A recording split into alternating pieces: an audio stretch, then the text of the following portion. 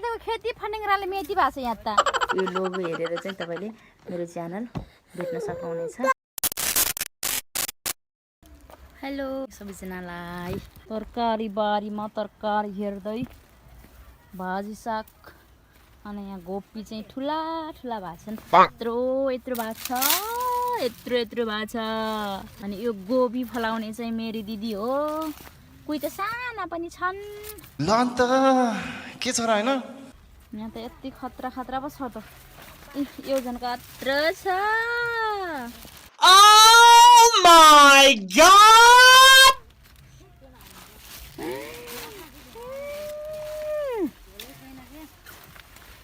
किन यत्रा भाषण रुगानी? एक गोपी खेती गर्ने मान्छे यो हो। गोपीको सिन्की बनाऊँ भन्दा जाँगर मान्दैन। यहाँ सर यहाँ हेर्नु यो छ।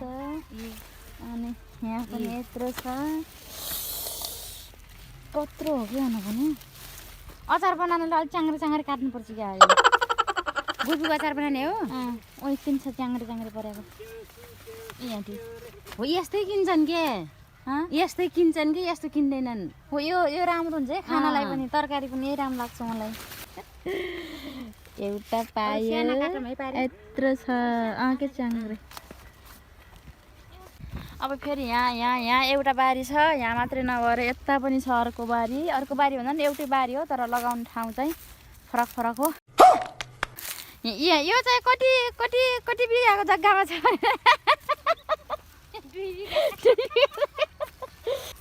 2 बिघा हो, 2 बिघा रहेको। अनि यहाँ चाहिँ बन्दाकोपीहरू छ। यो बन्दाकोपी चाहिँ अझै बन्द भएको छैन, कुनै कुनै चाहिँ भएर चाहिँ उतातिर। अनि यतातिर आलु छ, पारी बङ्गोरको खोर छ। हिँड्नु फेरि के लगाएको त यस्तो? के जातिको खेती फन्डिङ राले मेटी भएको छ यहाँ त। केसको खेती हो यो?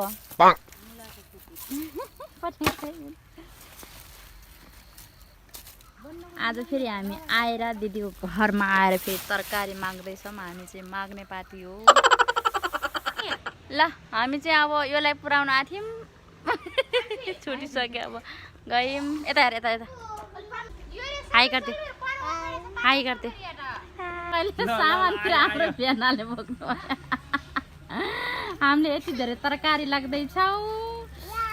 त्यहाँ मुला छ। यी डाँडा फेरि डाँडालाई पनि खिचिदिने। ओहो अहिले चाहिँ हामी घर आइपुग्यौँ। अनि मेरो बाबुलाई चाहिँ मैले यो क्रुसबाट चाहिँ यो मोजा चाहिँ रेडी गरिदिएको थिएँ। अनि मेरो बाबुलाई लगाइदिएँ। स्पेसल गरेर पोखरा सामान पठाउन लाग्छु। मैले चाहिँ एक जोडी मोजा रेडी गरेको छु, औँठा भएको। र अर्को चाहिँ यस्तो खालको छ। त्यसपछि यहाँनिर रिबनवाला टोपी चाहिँ मैले रेडी गरेको छु।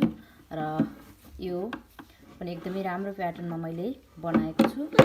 जहाँसम्म लाग्छ मैले चाहिँ राम्रै भिडियोहरू दिएँ जस्तो लाग्छ। र तपाईँहरूले चाहिँ यी डिजाइनहरू बुन्न चाहनुहुन्छ, हेर्न चाहनुहुन्छ भने नेपाली सिलाइ बुनाइमा गएर बुन्न सक्नुहुन्छ। मैले यी 3वटैको कम्प्लिट भिडियो राखेको छु।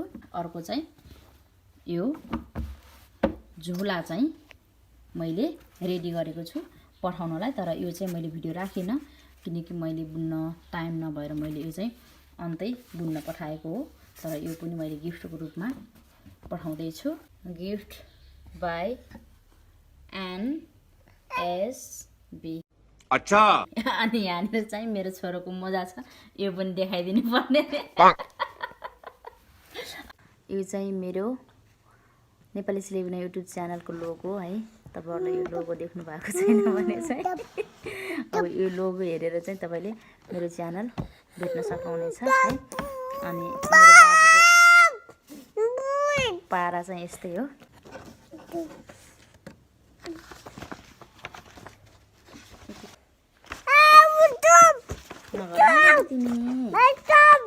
Hands up.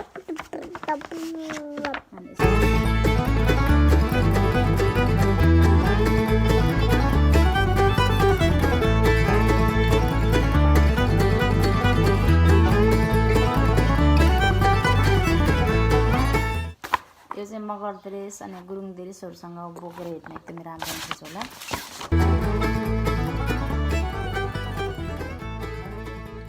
एक ठाउँमा राख्छु है।